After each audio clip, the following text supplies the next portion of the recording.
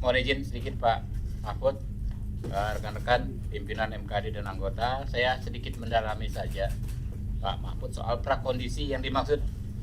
Prakondisi itu maksudnya sebelum membunuh melakukan prakondisi dengan menghubungi orang-orang itu atau seperti apa? Terima kasih. Setelah membunuh.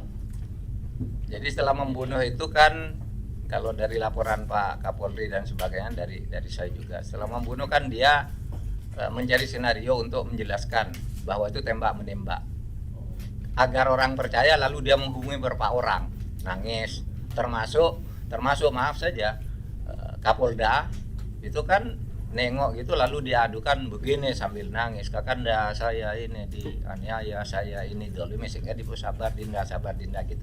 Itu menurut saya ya bagian dari itu, karena yang di kantor saya juga kan begitu. Dan saya kira masalahnya sudah selesai dan semua sudah terbukti kan.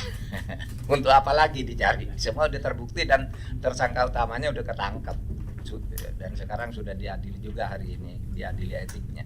Itu Pak Habib. Jadi sesudah Pak, itu dalam rangka Memuluskan skenario bahwa itu menutupi kejahatannya. menutupi kejahatan ya. Jadi bukan skenario untuk membunuh. Bukan Pak. Jadi sedikit Pak, mungkin karena ini teman-teman juga meliput sebagai hak publik untuk mengetahui Pak Mahfud, di MKD itu ada 2 tipe perkara Pak, hampir sama dengan kayak di kepolisian.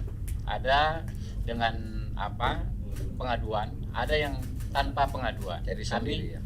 Inisiatif karena kami ini anggap ini penting ya, dan kami siapa tahu kalau Pak Mahfud ada informasi yang lebih dalam lagi, misalnya benar anggota DPR-nya berhubungan, bersepakat melakukan rekayasa, dan itu tentu memenuhi unsur untuk diperiksa di sini.